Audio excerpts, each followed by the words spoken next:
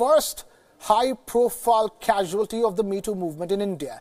Junior Minister of External Affairs MJ Akbar has resigned from his post. In a statement, MJ Akbar said, and I quote, "I deem it appropriate to step down from office and challenge the false accusations levied against me. I've decided to seek justice in the court of law." MJ Akbar has filed a defamation case against the journalists who accused him of sexual harassment. A battery of 97 lawyers are representing him in court. He faces allegations of sexual harassment from his journalism days. Several journalists who worked with him in leading newspapers accused him of inappropriate behavior. Priya Ramani, one of the first journalists to come out and accuse Akbar of sexual misconduct, tweeted after his resignation, "As women, we feel vindicated by MJ Akbar's resignation. I look forward to the day when I will also get justice in court." Hashtag #MeToo.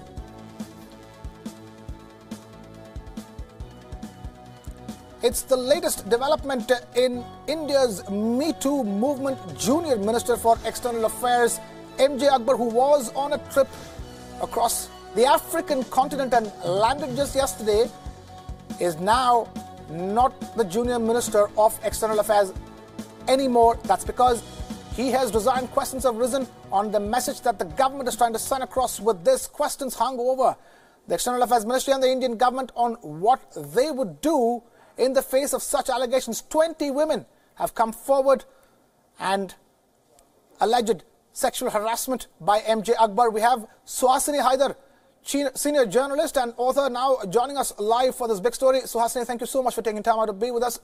There's only one way of putting this latest development, Suhasini, and that's vindication. The Indian Me Too movement has found vindication in the form of MJ Akbar's resignation. I think it seems to be the dawning of light in terms of what the government's understanding of how to proceed in this case. There is no question that a process of law is still to be undertaken. There is not an inquiry yet into Mr. Akbar's conduct, but a defamation case he has filed, which will involve that he has to stand up in a court and explain his own conduct, explain his reputation. And as we know, as of Tuesday evening, more than 20 women that they will testify against him.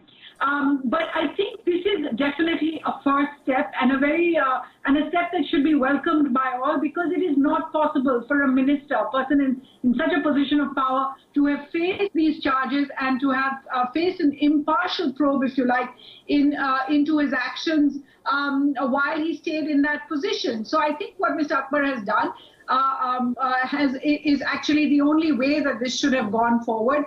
This wasn't a decision that they took or the government took when he returned to India on Sunday, or what you were talking about. On Sunday, he struck a very defiant tone. The government as well had said there is no need for him to resign, practically by allowing him not only to put out that statement, but to attend official work.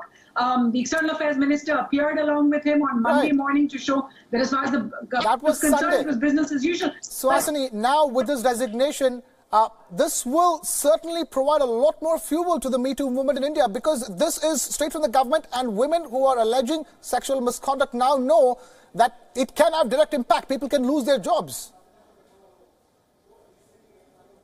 I think it definitely is a signal. It is a signal, to women who have spoken up, not just in this case, but in other cases, to say that it is possible to come out, to be believed, and to be able to go ahead and even see some action, despite it being so many years, since the incidents took place allegedly.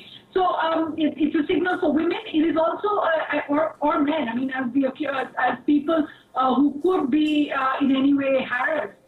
It is a signal for those victims. It is also a signal for those who may think they have immunity, who may behave with impunity, Absolutely. who may be sexual predators in the workplace, to understand that if at the highest level, a minister is going to have to step down after being defined, after saying, I will not step down, then that is a message to all of them as well. Suhasini Haidar, senior journalist and author, thank you so much for taking time out to be with us here on WION. On to the other big story. The Sabarimala Shrine in South India's Kerala has opened its gates to women of menstruating age for the first time today after the Supreme Court verdict last month. The gates will reopen at 5:30 p.m. Indian Standard Time. That's about an hour and a half before now.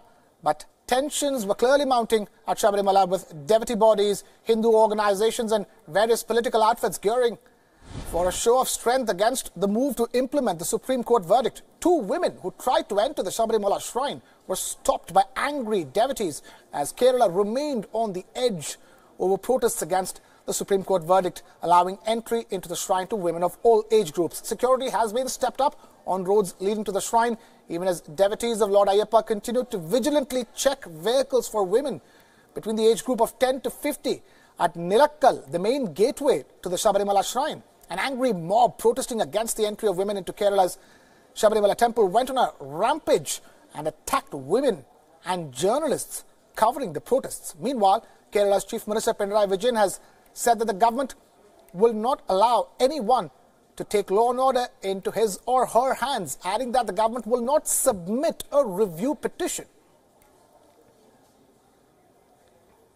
And these are the latest visuals coming to you straight from the Sabarimala temple in Kerala. The gates have opened, ladies and gentlemen, about an hour and a half ago amidst huge protests that turned violent. But for now, these are visuals from the Sabarimala temple. Not much chaos at this point in time at the shrine. We will be keeping our eyes on that story.